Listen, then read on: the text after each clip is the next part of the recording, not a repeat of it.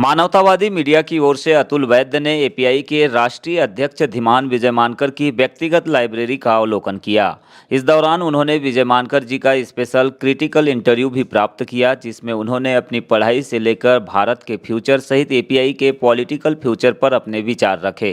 विजय मानकर ने एक सवाल के जवाब में बताया कि मैं वो लीडर नहीं हूँ जो एक विचारधारा, धर्म, जाति और संस्कृति के अकॉर्डिंग अपने विचार रखता हूँ, बल्कि मैं दुनिया में जो सत्य के करीब है, जिससे दुनिया का और देश का विकास हो सकता है, उन चीज़ों को पढ़कर और समझकर विचार रखता हूँ।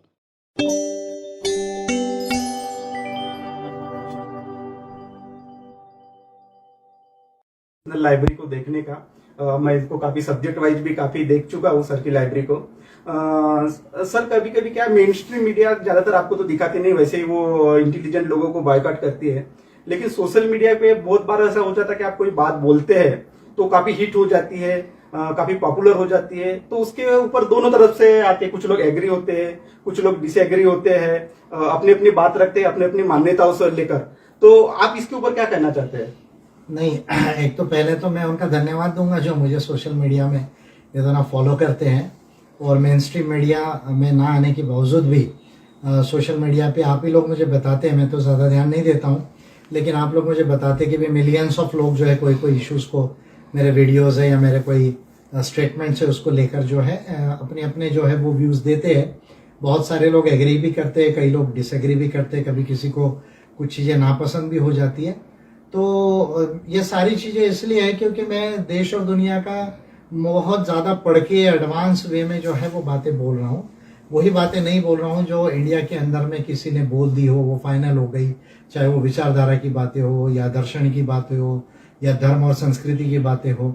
मैं दुनिया में जो सत्य के करीब है, जो एडवांस चीज़ें हैं जिससे दुनिया का, देश का डेवलपमेंट हो सकता है, उन चीज़ों को पढ़कर समझकर जो है वो बोलता हूँ। इसलिए शायद इस तरह की रिएक्शंस, काउंटर रिएक्शंस होती होगी, या मुझे समझने वाले लोग भी काफ़ी अच्छे से समझते होंगे, ऐसा मुझे लगता है। नहीं तो सर क्या है, आप आपके जब भी बोलने में या कुछ कहीं कहीं लिखने में लोगों को ये लगता है कि आप बोल रहे कि मैं आज के जमाने का या आज के समय का सबसे विद्वान लीडर हूँ, तो लोग तो हम मानेंगे क्यों इस बात को? नहीं, मैं तो कभी किसी को मानने के लिए बोलता ही नहीं हूँ। मैं तो हरदम ये कहता हूँ कि भाई आपको समझना चाहिए, लेकिन देखिए, आपको उस चीज़ को समझने के लिए उस लेवल की आपकी पढ़ाई भी तो होना चाहिए। अभी आप जहाँ बैठे हुए, अभी आज तो आपने विटनेस किया है कि आप मेरी पर्सनल लाइब्रेरी में बैठे हुए, और आपने क्या देखा पर्सनल लाइब्रेरी में, पहले आप ये बताइए, क्योंकि मैं बोलूँगा तो फिर ये होगा। मैं सिर्फ सैंपल के लिए 2-3 बुक्स सिर्फ बता रहा हूँ, ये सैंपल के लिए बता रहा हूँ। ये सारा ऑक्सफोर्ड कैम्ब्रिज का बुक्स है, मैं सैंपल के लिए बता रहा हूँ। ये सारा बुक्स जो है वो सैंपल के लिए बता रहा हूँ, ये 1% भी नहीं है जो मैं बता रहा हूँ।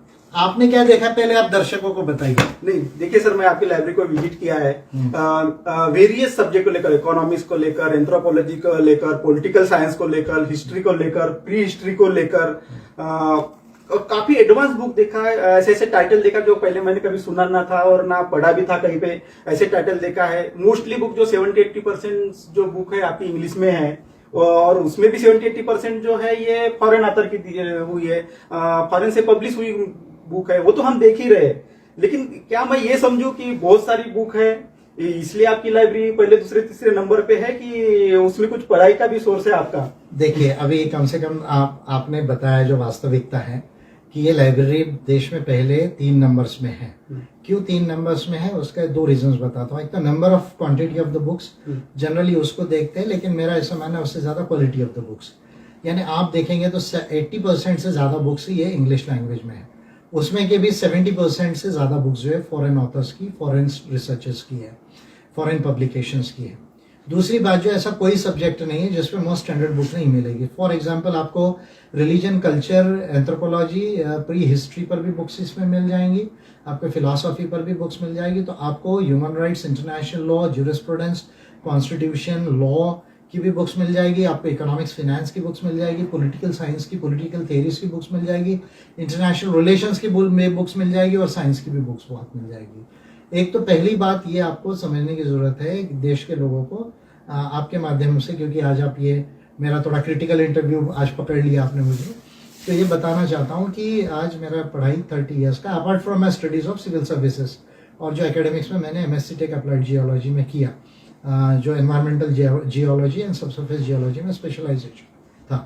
तो इसके बाद जब मैं लीडर बनने की मैंने सोचा कि लीडर बनना यानी देश को समाधान देना है और इंडिया को वहाँ तक ले जाना है, वहाँ तक नहीं रुकना है जहाँ तक अभी आया है, जो अमेरिका चाइना से भी आगे हम जा सके। तो इसके लिए हमको एक वर्ल्ड लेवल की नॉलेज की ज़रूरत है, इंडिया के भी नॉलेज की ज़रूरत है और वहीं तक हमें नहीं रुकना है जहाँ धर्म या विचारधारा या संस्कृति हमें लेकर आई हुई है। तो इसलिए वर्ल्ड लेवल का और इंडिया लेवल का वास्ट पढ़ाई कर ये सारी बातें मैं बोल रहा हूँ। और इसमें मेरी अपनी जो स्वयं की खोज है, जो मैं कहता हूँ कि कॉस्मो ह्यूमैनिज्म है, ये कॉस्मो ह्यूमैनिज्म की जो खोज है वो मैं ये बात को समझा हूँ कि सृष्टि यानी कॉस्मोस में, नेचर में और हमारी दुनिया में एक चीज़ फाइनल नहीं है, there is no final truth. एक विचारधारा नहीं है, एक फिलॉसफी नहीं है, एक कोई सोल्यूशन नहीं है।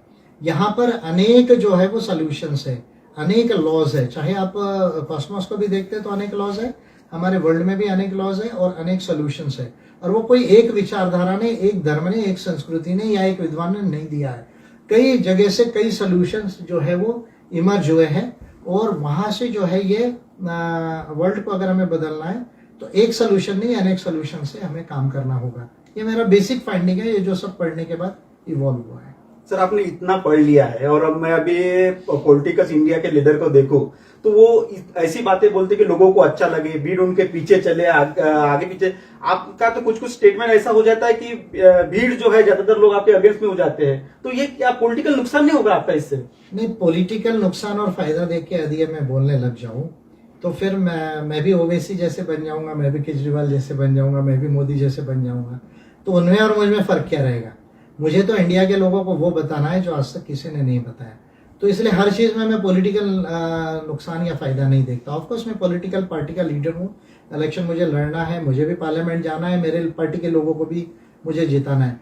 पर उसका मतलब तो ये नहीं हो जाता ना अतुल जी कि मैं झूठ बोलने लगूँ, मैं अर्ध सत्य में लटक जाऊँ, मैं धर्म दर्शन जाति और जो कथित कल्पनाएं हैं मूर्तियों में लटक जाऊं या कहीं धार्मिक स्थलों में लटक जाऊं या कहीं विचारधारा में लटक जाऊं। जब मुझे समझा है कि दुनिया में एक चीज़ फाइनल नहीं है, इवॉल्विंग है और वर्ल्ड में बहुत सारा नॉलेज पहले भी डेवलप हुआ, अभी भी डेवलप हो रहा है, तो मैं उन चीज़ों में जो अच्छी बातें हैं वो बताऊंगा। उसमें से अगर किसी को कोई चीज़ अप्रिय लगती है तो ठीक है, मैं उनको अप्रिय लगे इसलिए नहीं बोल रहा हूँ, पर वो पर्सपेक्टिव को उन्होंने समझना चाहिए, उसके लिए उनकी पढ़ाई की जरूरत लगेगी। You see, unless you study on a very vast level, it is not possible to understand what exactly is there. अभी तो जो लोग मान रहे हैं वो व्हाट्सएप यूनिवर्सिटी के बहुत सारे स्टूडेंट है सभी जगह। पहले तो हम कहते थे कि मोदी के फॉलोअर्स जो है, आरएसएस के फॉलोअर्स ही व्हाट्सएप यूनिवर्सिटी में, लेकिन अभी हमने देखा कि हर कलर वाले, हर झंडे वाले, जो भी कलर हो, मैं नाम नहीं लूंगा, वो व्हाट्सएप यूनिवर्सिटी के स्टूडेंट्स हैं। उनको लगता है व्हाट्सएप में, फेसबुक में जो आता है वो सही है, या गूगल सर्च कर लेने से मिलता है। गूगल सर्च में बहुत कुछ मिलता है लेकिन सब कुछ नहीं मिलता है। आपको वो चीज़ गूगल सर्च में कभी नहीं मिलेगी जो एडवांस एंड ऑथेंटिक रिसर्चेस है। तो उसके लिए तो आपको एग्जैक्ट स्टडीज करना पड़ेगा उस सब्जेक्ट की, और एक बुक पढ़ के नहीं होगा, कई स्टैंडर्ड बुक्स को पढ़ना पड़ेगा, तब ये समझ में आएगा। तो मेरी बात धीरे धीरे क्यों ना लोगों को समझ में आएगी। आफ्टर ऑल हमारे ही लोग हैं, देश के लोग हैं, तो मैं उनको कोई भला बुरा नहीं मानता हूँ, अपने ही लोग हैं, तो वो मेरी बात को समझेंगे आज नहीं कर, लेकिन इतना तो उन्होंने समझ जाना चाहिए कि अभी हमारे पास में देश का एक सबसे विद्वान लीडर है। अगर उनको मानना है माने, नहीं मानना नहीं माने, मुझे उसको कोई जो है वो उसमें कोई मुझे बुरा नहीं लगेगा। पर मैंने जो पढ़ा है मैं अपनी बात को कह रहा हूँ, और तो आप विटनेस कर रहे हैं तो आप लोग इसको समझ सकते हैं। और आप ये जानते हैं कि मैंने केवल पढ़ाई नहीं, मेरी हर बुक आपको दिख रही, मार्किंग दिखेगी, मेरे 16 बिल्स है, 30 के ऊपर पिटिशन है, फिर कुछ बुक्स भी मैंने ऑथर की हुई है। तो इसलिए जो है ऐसी कोई प्रॉब्लम नहीं जिसका सोल्यूशन मुझे नहीं मालूम है, लेकिन मैं वहां तक नहीं रुकूंगा जहां तक इंडिया में अभी तक लोगों ने बताया हुआ है। ठीक है सर, आपकी इतनी सारी पढ़ाई है, आप वहां तक नहीं भी रुकना चाहते, लेकिन आप जब तक संसद में नहीं जाएंगे तब तक तो चेंज नहीं ला पाएंगे। या एपीआई जब तक 2-4 एमपी एमएलए नहीं जीतेंगे या सरकार नहीं बनेगी तब तक आप नहीं जीत पाएंगे। तो वोट का तो महत्व है ना इंडियन डेमोक्रेसी में। तो अगर इसका है तो फिर आपको पॉपुलर पॉलिटिक्स में जाना चाहिए। ये सुजान पॉलिटिक्स में आप क्यों जा रहे हैं लोगों को सुजान बनाने के? नहीं, पॉपुलर पॉलिटिक्स में यदि मेरे जैसे लीडर चले जाएंगे तो इंडिया को भविष्य नहीं है। देखिए, पॉपुलर तो मैं भी हूं, लेकिन अपने ढंग से आप ही कहते हैं कि भाई लाखों लाखों लोग मेरे बातों को सुनते हैं, जानते हैं। अब तो इश्यू आएगा वोटिंग का, तो वोटिंग मुझे कैसे मिलेगा? मेरे पार्टी को ऑलरेडी जो है वो वोटिंग धीरे धीरे बढ़ रहा है। अब वो वोटिंग कितना बढ़ेगा, कैसे बढ़ेगा, ये तो जब इलेक्शंस होंगे उसमें टेस्ट होगा ना। अभी तो एक आध स्टेटमेंट दूसरे स्टेटमेंट में कोई वोटिंग टेस्ट नहीं होता है। इलेक्शन का टेस्ट तो वोटिंग में ही होता है। और वैसा भी ये मेरा मानना है कि इम्परफेक्ट डेमोक्रेसी है, क्योंकि हम first pass the post system में एक वोट कम मिलने से आपको घर बैठना पड़ता है, दूसरा जीत जाता है। तो वैसे भी ये डेमोक्रेसी कोई कॉन्स्टिट्यूशन में तो जो स्टैंडर्ड डेमोक्रेसीज के मॉडल्स है वो है ही नहीं है। बट एनी हाउ जो भी है, तो इलेक्शन में तो हम जाएंगे, तो वहां हम वोटिंग टेस्ट करेंगे। तो अब लोगों के पॉलिसीज पर हम काम करते हैं, उनकी समस्याओं पे काम करते हैं। तो मैं समझता हूँ कि ये एक पॉलिसी बेस्ड भी अप्रोच है पॉलिटिक्स में, वो हमारा रास्ता है एपीआई का। हो सकता है हमको थोड़ा समय ज्यादा लगेगा पार्लियामेंट जाने में, पर डेमोक्रेसी में हमारे जैसे लोग अगर पार्लियामेंट नहीं पहुंचेंगे तो इंडियन डेमोक्रेसी का फ्यूचर क्या, आप बताइए। अगर सबसे पढ़े लिखे और विद्वान लीडर्स जो है, जिनको समाधान मालूम है, अगर उनको जनता डेमोक्रेसी में पार्लियामेंट नहीं पहुंचाएगी तो देश की समस्या को सॉल्व कौन करेगा? फिर तो स्लोगन लगाने वालों से ही काम चलाना पड़ेगा। तो ये तो जनता को सोचना है। ठीक है, इसमें जनता का कम ज्यादा इंटरेस्ट हो सकता है, अपनी अपनी सोच है, अपने अपने दायरे है, वो क्या सोच समझ के इतनी बड़ी हुई है या क्या पढ़ रही है, उससे जनता तो अपना दायरा तो ले रही। लेकिन सर आपने इतने सारे बिल बनाए हैं, आपका इतना राइटिंग में है, इतने पिटीशन है, चार्टर है, अगर आप अगर नहीं पहुंच पाए संसद में या एपीआई नहीं पहुंच पाई संसद में या विधानसभाओं में, तो ये सब धरा रह जाएगा। तो इसका फ्यूचर कैसे देखते हैं आपके सारे लिखाने का, राइटिंग? अतुल जी, मेरा ऐसा पूरा विश्वास है कि हम पार्लियामेंट पहुंचेंगे और हम असेंबली में पहुंचेंगे। देखिए, जिस डेमोक्रेसी ने, मैं किसी को गाली नहीं दूंगा, अच्छा बुरा नहीं बोलूंगा, लेकिन हर वैरायटी के लोगों को पार्लियामेंट और असेंबली पहुंचा है।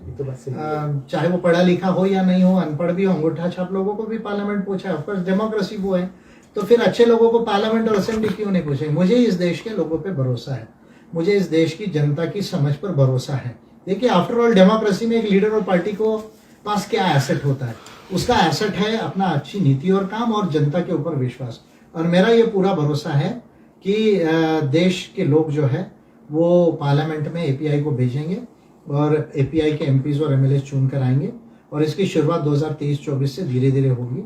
और स्वयं मैं जो 24 में चुनाव लड़ूंगा तो एक बड़े पैमाने पर समझेगा। और अभी मेरे पास में तो 15-20 साल अच्छा एक्टिव है, जिसमें मैं देश के लोगों की सर्विस कर सकता हूँ। तो मुझे देश के लोगों पर भरोसा है। सर, देश के लोगों के ऊपर भरोसा है, ये भी बात ठीक है, लेकिन और भी काफी सवाल है।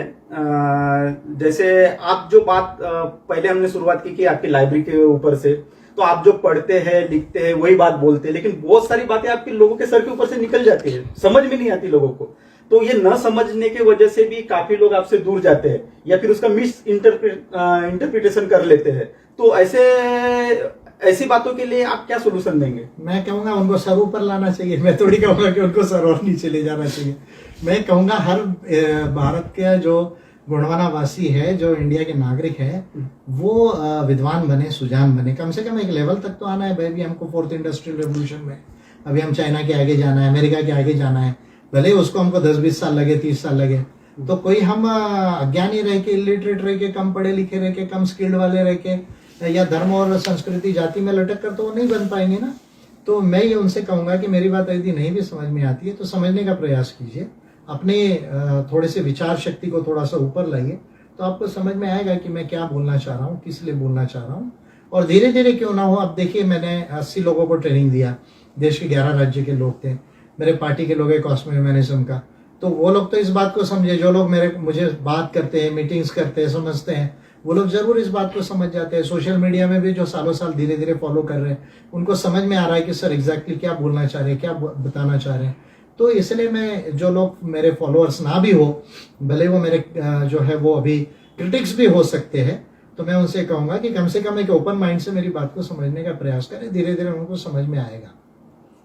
थैंक यू सर, आपने काफी कम समय में हम लोगों को समझ लिया आपके व्यस्त जीवन में से, तो इसके लिए हम आपकी काफी आभारी है। और कुछ अगर ऐसे सवाल रहे, अगर सर का भी परमिट रहे, तो हम लोग जरूर आपसे फेसबुक लाइव पे रूबरू होंगे आगे जल्दी ही। अब तक के लिए सभी दर्शकों को थैंक यू, धन्यवाद। Thanks a lot, good night.